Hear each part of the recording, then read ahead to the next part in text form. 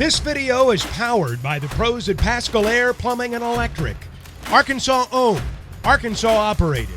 GoPascal.com. Coach, you guys fell behind there by 6 early in the second half, and you called a timeout and you rallied back. You wound up going up by 10. Just curious what you thought about the response of the team in that moment, and then what did you see there down the stretch as Missouri got back into it? Well, I thought our competitive nature tonight was at a high level. It's a basketball team that has not figured out how to win down the stretch, but from a competitive standpoint and playing hard, some of the things that we've worked on the last few days, foul shooting was much improved at 89. I just have never coached in a game where 4 players foul out. And the opposition shoots 40 free throws. That's 36 free throws, 36 free throws, and 40. We haven't caught any breaks. Every team's got to try to create the breaks for themselves. Composure down the stretch, a young team, a lot of new faces, critical turnovers around the rim, critical turnovers, critical turnover on the baseline. So the 21 turnovers, in a basketball game is way too many. Again, we didn't walk into the building tonight, thinking that we'd have 4 players foul out, but that's what happened. And great job on the backboards, basically doubling them up on the glass, but the turnovers too much. And then, on the floor, trying to keep composure and close games, has got to, all you can do is gain experience through this. Coach, you mentioned all the fouls and the free throws. It seemed like you and some of your players were really frustrated with some of the calls. What did you think of the way the game was called? Yeah, Hutch, I can't talk about the officials. We send stuff in that's, we're kind of tired of talking about it. I give Missouri credit. They beat us.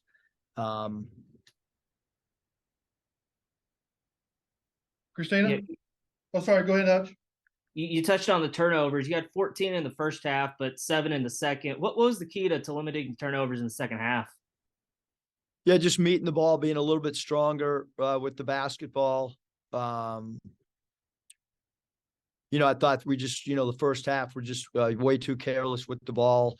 Didn't jump stop enough when we did get ahead of steam, had some charges.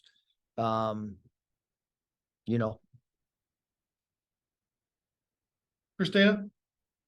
Coach, Jordan Walsh played really well, but obviously fouled out early. Just what was he doing better offensively? And then what are you telling him he needs to do to stay on the floor? Well, he would have played based on his productivity tonight. He would have played a lot more, but he played 13 minutes and fouled out. So, we're trying to continue to build his confidence, continue to tell him to take open shots. Him fouling out tonight was extremely crucial. We were plus 13 when he was in the game for his 13 minutes. This is what happens when you have, freshmen. Jordan's still figuring his way. Again, in a big game, 13 minutes and 5 fouls is a lot, but this is the roster that we put together, and we're still trying to learn things with a young group and a new group, and winning is new to many. So we've just got to continue to get back to the drawing board and get ready for Ole Miss. And then we didn't see Mikal tonight, even with the foul trouble. Is he okay, or was that just a personnel decision? Yeah, they play 4 guards, so it was a personnel decision. Scotty?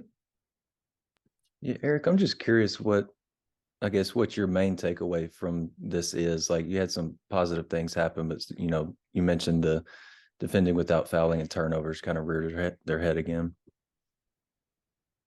As a coach and a coaching staff, you want your team to play as hard as they possibly can. I thought that was the case tonight. It's a team that just does not has not figured out how to win in crunch time. And so that's our coaching staff's job to continue to talk and break down late game situations. And, I thought this was an improvement, but obviously, the way we played the last 6 games is not the way that it's been for the last 4 years. And so we've got to continue to try to figure this out. AB mentioned that obviously you guys need to do, I guess, better with defending without fouling. Like, is there anything that can be done or taught? Because I mean, surely you guys don't want to take away you guys' aggressiveness. Yeah, I mean, we're not taking it away. I mean, we want our team to play hard. I've never coached a team that had 4 foul outs before. And then you add in the fact, obviously, that, you have a player out with season-ending injury and another guy that hasn't been with your team. And so, I mean, you're kind of down 6 players to close out the game. I feel like I've been around a lot, coached a lot. I've never experienced that in all the years that I've been coaching.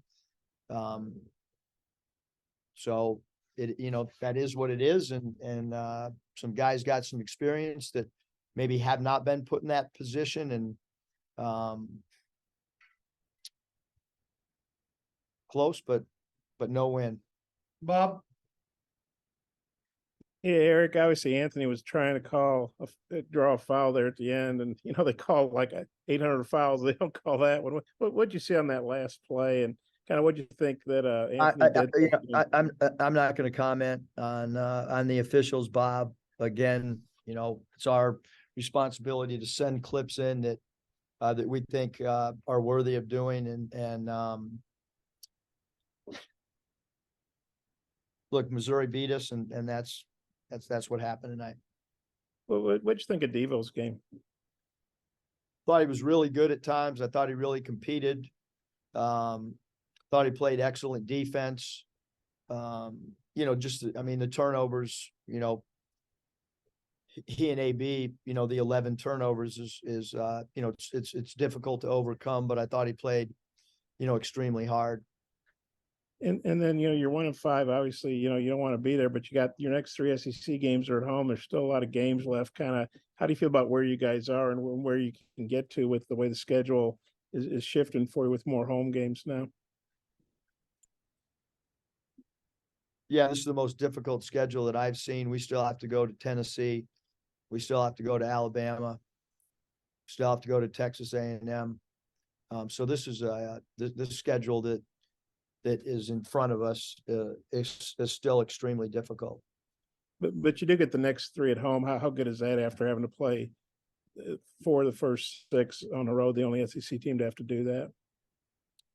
Yeah, I mean, we have to try to get ready for Ole Miss. Quick turnaround and let you ask a couple questions on Ole Miss. Bob?